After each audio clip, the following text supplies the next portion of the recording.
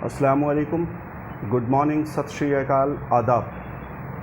मैं ज़फ़र हसन करीमी आपकी खिदमत में फिर से हिंदुस्तान की जंग आज़ादी में मुसलमानों और उलमाओं का किरदार, उनका जो रोल, उनकी जो क़ुरबानियाँ हैं, उसको लेकर मैं हाज़िर हुआ हूँ। मेरी ये सीरीज़ जंग आज़ादी के रोशन चिराग के नाम से तकरीबन 200-250 सीरीज़ के हिसाब से चलेगी, एपिसोड्स होंगे, जिनमें मैं 70 से 75 बड़े ऐसे नामों के बारे में आपको बताऊंगा, उनकी पूरी तफसील और उनकी कारकर्दगी, उन्होंने क्या करा जंग आज़ादी में, हिंदुस्तान को आज़ाद कराने के लिए उनकी क्या रोल थे, वो उसके बारे में मैं एक एक करके बताऊंगा। चूँकि इतने सारे लोग हैं, सबका एक साथ बताना मुमकिन नहीं है, इतनी लंबी वीडियो कोई देखता भी नहीं है। इस सीरीज़ को बनाने से पहले तो मैं चाहता था कि मैं किताब लिखूं, और मैंने काफ़ी इस पर मेहनत की, और बड़े बड़े जो आपके ये हैं लाइब्रेरियां हैं, वहाँ से मैंने चीज़ों को कलेक्ट किया सनद के साथ। उसके बाद मैंने सोचा किताब बनाऊं, लेकिन कुछ ऐसे हुए मसले आ गए, अल्लाह को मंजूर नहीं था, तो मैं किताब नहीं बना सका। कोई बात नहीं है, मैं इस वेब सीरीज़ के ज़रिए से आप लोगों को उन हकीकत के बारे में बताना चाहूँगा, मुसलमानों की उन कुर्बानियों के बारे में बताना चाहूँगा, जिसके बारे में आज हम पर सवाल उठता है कि हम इस देश के गद्दार हैं या वफ़ादार हैं। मैं आपको बताऊँगा कि सावरकर और मुस्लिम जो जंग आज़ादी में अपनी जान की शहादत देने वाले, उनमें क्या फ़र्क है, और कौन गद्दार और कौन वफ़ादार है, किसने अपने मादरे वतन के लिए, अपने मुल्क के लिए, अपने हिंदुस्तान के लिए जान कुर्बान की, और किन लोगों ने अंग्रेज़ों से ख़त लिखकर दरख्वास्त की कि उन्हें माफ़ कर दिया जाए, आइंदा वो इस तहरीक में, इस मूवमेंट में, फ्रीडम की जंग आज़ादी में वो हिस्सा नहीं लेंगे। मैं इस पर रोशनी डालता हुआ चलूँगा। जैसा कि आमतौर से लोग जानते हैं कि हिंदुस्तान की धरती पर मुसलमानों का अहद हकूमत तकरीबन 800 साल तक रहा, और सल्तनत मुग़लिया का सितारा तकरीबन 300 साल या उससे कुछ कम पूरे आब व ताब के साथ चमकता रहा। लेकिन 1757 से मुग़लिया सल्तनत के सितारे को ग्रहण लगना शुरू हुआ, और 1797 तक अंग्रेज़ ताजिरों ने हुकूमत को अंदर से खोखला करके कर डाला, और चालबाजी और आपस में लड़ाकर और आपस के जो झगड़े थे उनका फ़ायदा उठाकर वो पूरे हिंदुस्तान पर काबिज़ हो गए, और ताजिर से वो इस मुल्क के मालिक बन गए, और जो इस मुल्क के आवाम थे, जो यहाँ के मालिक थे, वो ग़ुलाम बन गए। ये एक बड़ा अलमिया है। इससे पहले 2 सीरीज़ बनाई थी मैंने शेर मैसूर टीपू सुल्तान के ऊपर। जंग मैसूर में टीपू सुल्तान की मौत ने मुसलमानों की कमर तोड़ दी, हिंदुस्तान की कमर तोड़ दी, ये कहना ज़्यादा बेहतर होगा। मैं इसलिए ये बात कह रहा हूँ कि लोग लिखते हैं कि मुसलमानों की कमर तोड़ दी। नहीं नहीं नहीं, मुसलमानों की कमर नहीं टूटी, कमर हिंदुस्तान की, भारत माता की टूट गई थी। क्योंकि जब टीपू सुल्तान मारे गए और अंग्रेज़ों को जब पता लगा कि भाई शेर मैसूर जो उनके छक्के छुड़ा देता था, जो उनके होश उड़ा देता था, जो उनके पाँव को लड़खड़ा देता था, उनके पाँव में कंपन कपकपी तारी कर देता था, वो अब नहीं रहा। तो एक अंग्रेज़ अफसर ने कहा कि अब हिंदुस्तान पर कब्ज़ा करना आसान है, और ये समझ लो कि पूरे हिंदुस्तान पर हमारी हुकूमत अब होकर रहेगी। इसलिए मैं कह रहा हूँ कि ये मुसलमानों की कमर नहीं टूटी, ये हिंदुस्तान की कमर टूटी।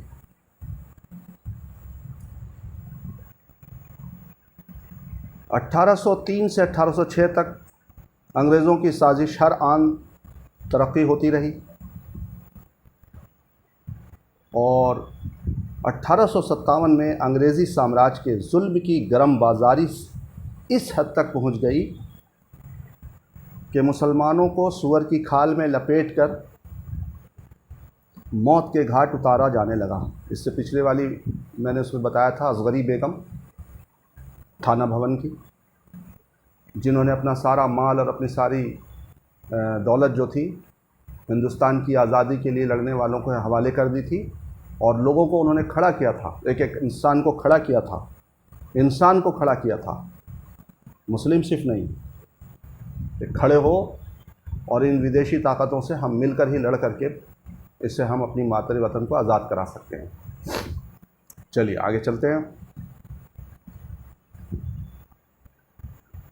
तो उस वक्त हुआ क्या, जो जुल्म था उनका इतना बढ़ गया कि फतेहपुरी मस्जिद से लेकर दिल्ली के लाल किले तक, चांदनी चौक का जो पूरा एरिया है,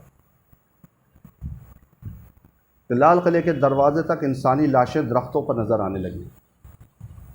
उस वक्त ये शाहजहानाबाद कहलाता था, पुरानी दिल्ली, आपको मालूम होगा, आपने पढ़ा है हिस्ट्री में।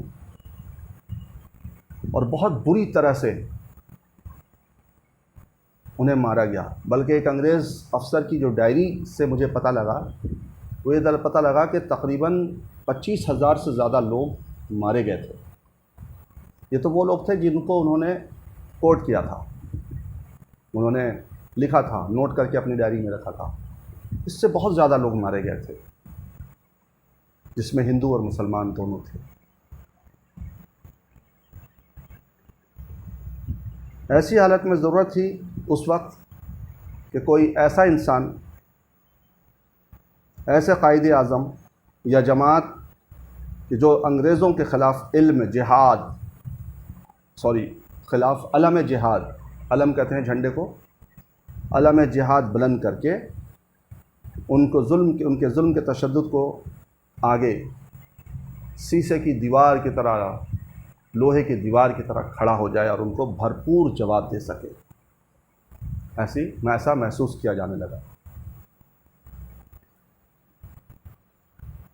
बाला आखिर उलमाए कराम, आलिमों की जमा है उलमा, और आलिम उसे कहते हैं, मैं उन भाइयों के लिए बता दे रहा हूँ जो हमारे हिंदू भाई हैं या और जो दूसरे धर्म के हैं। आलिम के माने होते हैं पंडित के, जानने वाला,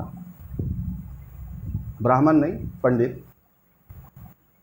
आपके यहाँ तो ब्राह्मण एक बिरादरी होती है, हमारे आलिमों की कोई बिरादरी नहीं है। आलिमों की सिर्फ एक ही बिरादरी है, इल्म वाला, पढ़ा लिखा, जिसने मदरसे में 8-10 साल पढ़ा हो, कुरान और हदीस को और अरबी को बहुत अच्छे से, और थियोलॉजी यानी कि इस्लाम को बहुत अच्छे से जानता हो, उसे आलिम कहा जाता है। उसके पास एक सर्टिफिकेट होता है, जैसे आपको स्कूल और कॉलेज से, यूनिवर्सिटी से आपको जो मिलती हैं सर्टिफिकेट्स, वैसे सर्टिफिकेट्स होता है। इनमें से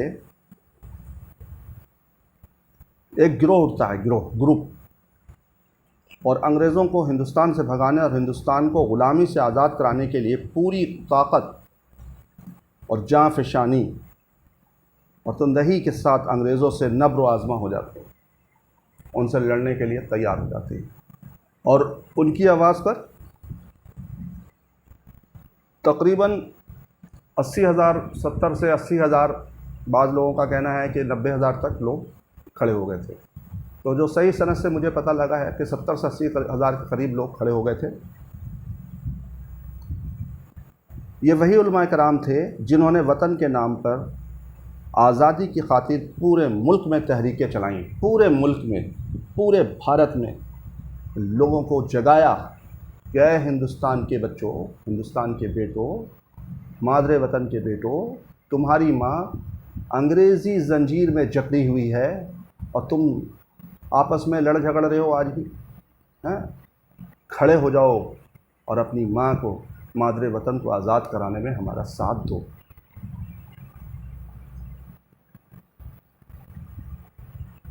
इन्हीं में से एक साहब थे जिन्हें हम अल्लामा फ़ज़ल हक़ खैरा आबादी, मुफ्ती इनायत अहमद साहब और सदरुद्दीन ख़ां, आज़रदा दहलवी और शाह अब्दुल क़ादिर बदायूं वाले ने मिलकर, इनमें ज़िक्र मिला है मुझे जो किताब उससे सनद से, जिनका एहसान जो है इन लोगों का, इन उलमाए कराम का, जिन्हें आज मुल्ला और मुल्ले कहा जाता है और पंक्चर पुत्र भी हमें कहा जाता है ना, इनका एहसान हिंदुस्तान कभी और हिंदुस्तान की आवाम नहीं उतार सकती है। वो अलग बात है कि तुम कुछ और हिस्ट्री पढ़ते हो, कुछ और सोचते हो।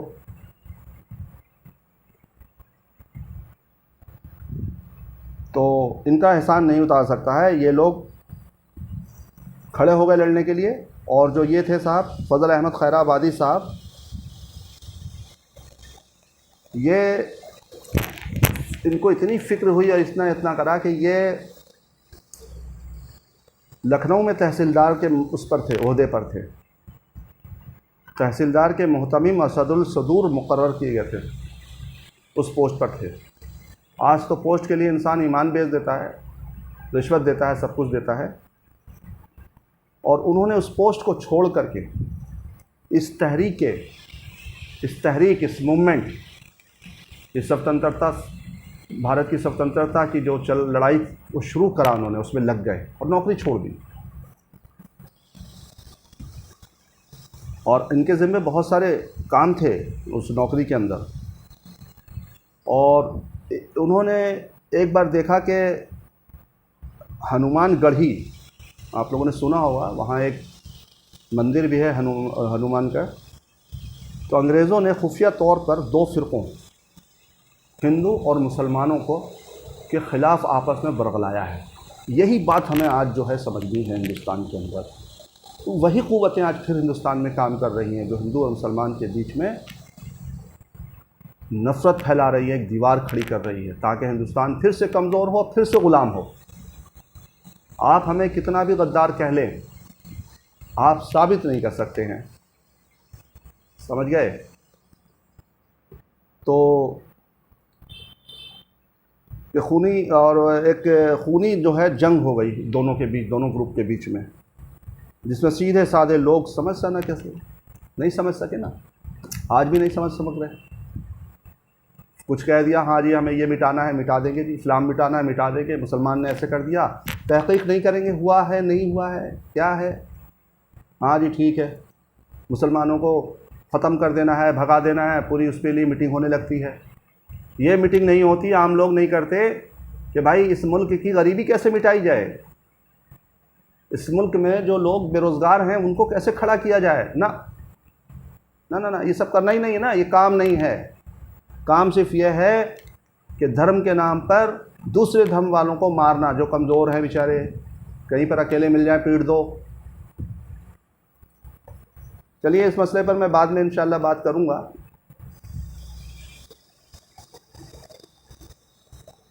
और इस जंग में मौलाना ग़ुलाम हुसैन, मौलाना मोहम्मद सालेह और उनकी बहुत साथी शहीद हुए। ये सब देखकर अल्लामा फजल हक खैराबादी को रहा नहीं गया और उन्होंने वहाँ से इस्तीफ़ा दे करके अपने काम से और लोगों को उभारना शुरू किया, हिंदुस्तान के लोगों को जगाना शुरू किया। और आखिरी हरबे के तौर पर जामे मस्जिद में एक मुदल्लिल, दिल्ली की जो जामा मस्जिद है, वहाँ नमाज जुमा में एक मुदल्लिल एक तकरीर की और कहा कि अंग्रेज़ों के ख़िलाफ़ जिहाद का फतवा जारी कर रहा हूँ मैं, आप पर जिहाद अब फ़र्ज़ हो गया है। इस मुल्क में जिहाद का भी बड़ा डर दिखाया जाता है, और जिहाद कितने तरह के होते हैं और जिहाद क्या होता है किसी को पता नहीं है, लेकिन हर आदमी डिबेट में आपको मिलेगा जिहाद की बात करता हुआ, और डिबेट कराने वाले भी बड़ा जिहाद की बात करते होंगे। और एक बात बड़ी पते की बता दूं, ये जो डिबेट कर रहे होते हैं ना, जो बड़े बड़े जो चैनल्स हैं, इनको यही नहीं पता होता है कि नमाज अदा की जाती है या अता की जाती है। तो बोलेंगे कि जुमे की ईद की नमाज अता की गई। वो लोग जिहाद के ऊपर डिबेट कर रहे होते हैं। वो सोचते हैं उन्होंने इंग्लिश की बहुत सारी किताबें पढ़ ली और ये कर लिया और वो कर लिया, उससे वो बहुत जानकार हो गए। ठीक है, आप कितना भी पढ़ लें, आप सोचें कि मैं आसमानों के बारे में सारी जानकारी हासिल कर ली, नहीं हो सकता। आप कहेंगे इंसान के जिस्म के बारे में सारी जानकारी हासिल कर ली साइंस के तौर पर, नहीं हो सकता। आपने ज़मीनों के अंदर की सारी जानकारी हासिल कर ली, नहीं। 1% भी अभी इल्म नहीं आया है, उस पर आप इतना उछलने लगते हैं। तो जिहाद के क्या माने ये नहीं पता। सच बोलना जिहाद, हलाल रिस्क कमाना जिहाद, किसी मज़लूम के लिए खड़ा होना जिहाद, अपने अंदर की बुराई को मिटाना जिहाद, माँ बाप की खिदमत करना जिहाद, जैसे श्रवण ने की थी कि अपने माता पिता को टोकरी में लाद करके अपने कंधे पर लेकर के घूमते थे। चलिए इस पर भी, जिहाद पर भी किसी वीडियो किसी दिन बना कर दिखाऊँगा कि जिहाद कहते किसे हैं। आज हिंदुस्तान में जिहाद की ज़रूरत है नफ़रत को मिटाने के लिए। ये नफ़रत को मिटाना भी एक जिहाद है। ये जो दीवारें पाटी जा रही हैं ना, अफीम चटाया जा रहा है कि साहब में ये मुल्क हिंदुत्व का वो हो जाएगा और हिंदू बन जाएगा और वो बन जाएगा। भाई तो मुस्लिम कंट्री थोड़ी है। इसका मतलब ये है कि लोकतंत्र आपको पसंद नहीं है, कॉन्स्टिट्यूशन को आप मिटा देना चाहते हैं, आप मिटा दीजिए ना। हमें कौन से कुछ बिगड़ रहा है हमारा। हम तो आज भी आवाम है, कल भी आवाम रहेंगे। आज ये है कि थोड़ी नमाज़ पढ़ने की छूट है, कल आप तंग कर देंगे जी नमाज नहीं पढ़ने देंगे, उससे क्या आपके धर्म की इज़्ज़त बढ़ जाएगी। धर्म की ना इज़्ज़त कभी बढ़ती है ना घटती। धर्म एक ऐसा चीज़ है कि वो हमेशा एक टॉप पे रहता है अगर उसके अंदर इंसानियत और शराफत है तो, और वाकई में वो धर्म है और धर्म के मानने वाले लोग हैं तो, पालन करने वाले हैं तो। धर्म का तो हम खुद अपने अमल से, अपना जो काम है, हमारा कर्म है, हम उससे धर्म को ख़राब करते हैं, गंदा करते हैं, बुरा कर देते हैं, नीचा कर देते हैं। दूसरे के करने से नहीं हो सकता है। चलिए, और एक मुदल्लिल तकरीर के बाद अंग्रेज़ों के ख़िलाफ़ जिहाद का फतवा जारी कर दिया, जिस पर बहुत से उलमाए कराम ने दस्तखत भी किए। इस फतवे से पूरी कौम का सोया हुआ मिजाज जाग उठा, मुसलमान जाग उठा कि अब इस मुल्क को आज़ाद कराना है। और देखते ही देखते 90,000, 70,000, 80,000, 90,000 जो भी है, सरफरोश अपने सर को कटाने वाले मुसलमान खड़े हो गए अंग्रेज़ों से लड़ने के लिए। अंग्रेज़ों को अपना इक़्तिदार, तो जब खड़े हो गए, इतना बड़ा भीड़, इतना बड़ा मजमा उन्होंने देखा, तो अंग्रेज़ों को लगा कि भाई अब तो हमारी हुकूमत गई, अब नहीं छूटेंगे, बचेंगे हम। जो हमने इतनी चालबाजियां करके और इतने साल लग गए हमें अपनी हुकूमत बनाने में, तो ये खड़े हो गए, इन्होंने तो हमारा बेड़ा गर्क कर ही देना है। तो इक़्तिदार को बचाने के लिए अंग्रेज़ों ने अपनी जो चाल है उनकी, वो चाल चली। अल्लामा फ़ज़ल हक़ खैराबादी साहब से बात की उन्होंने, अंग्रेज़ों ने, और पेशकश की गई कि आप जितना माल चाहें, जो चाहें, जो पोस्ट चाहें, हम आपको दे देते हैं। आप ये जो शुरू करा है आपने हमें यहाँ से भगाने का, अपने देश को बचाने का, ये आप छोड़ दीजिए।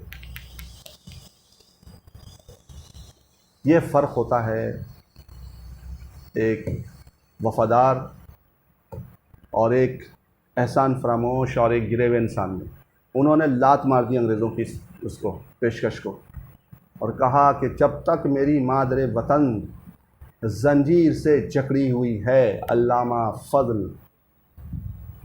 फ़ज़ल हक़ खैराबादी चैन से नहीं बैठ सकता, चैन से खा नहीं सकता, चैन से सो नहीं सकता।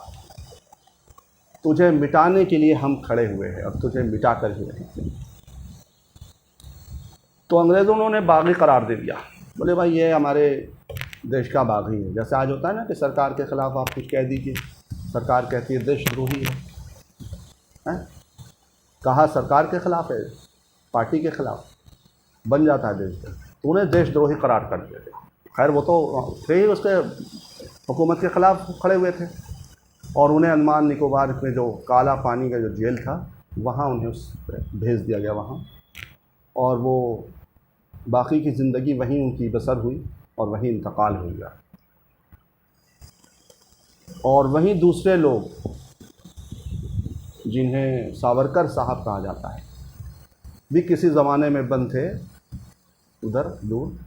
तो उन्होंने कहा, 10 ख़त लिखे कि साहब हमें माफ़ कर दीजिए, अब हम नहीं करेंगे, हैं, हमारी ज़िंदगी 50 साल ऐसी बर्बाद हो जाएगी, ये हो जाएगी, वो हो जाएगी। अभी तो मैंने एक का थोड़ा सा बताया है, क्योंकि वीडियो बहुत शॉर्ट बनानी है। लोग कहते हैं छोटी वीडियो बनाइए, ज़्यादा बड़ी वीडियो लोग देखते नहीं है, टाइम नहीं है लोगों के पास। लेकिन ऐ मुसलमानों, अगर तुमने अपनी आज़ादी की लड़ाई की वो हकीकत को और उस इतिहास को, उस तारीख़ को अगर नहीं समझा और नहीं याद रखा और नहीं अपने बच्चों को बताया, तो याद रखना कि एक दिन इस मुल्क में जो तुम्हारा वतन है, तुम ऐसे जियोगे जैसे तुम किसी के एहसान के तले दबे हुए रह रहे हो, एहसान की वजह से रह रहे हो। तुम्हें ये नहीं महसूस होगा कि तुम बाई चॉइस इंडियन हो और मुसलमान हो। तुम्हें लगेगा कि हम इनके रहम व करम पे जी रहे हैं। तुम्हारे बच्चों को यही महसूस होगा। अगर तुम्हारे अंदर अभी भी शऊर थोड़ा सा है तो मेरी वीडियो को ध्यान से हर सीरीज़ को ध्यान से देखना, इसे सब्सक्राइब करना और इसे शेयर करना लोगों में, ताकि मैं पूरी 3, 4, 6 महीने की जो भी सीरीज़ है मैं आपको लगातार भेज सकूँ। जब तक आप लोग खुश रहें और सेफ़ रहें और अपने वतन देश के लिए और देश के लोगों के लिए दुआ करें कि जो बीमारी है ये चली जाए, सब लोग चैन और सुकून से रहें। बहुत लोग बेरोज़गार हो गए हैं, लोग रोजी रोटी के लिए परेशान हैं। मेरी मुसलमानों से ज़्यादा ख़ास करके अपील है कि वो अपनी आधी रोटी काट करके गैरों को, दूसरों को खिलाएं जो बेचारे भूखे हैं। यही हमारा धर्म है, यही हमारे मज़हब कहता है और इसी का नाम मुसलमान है। अल्लाह हाफ़िज़।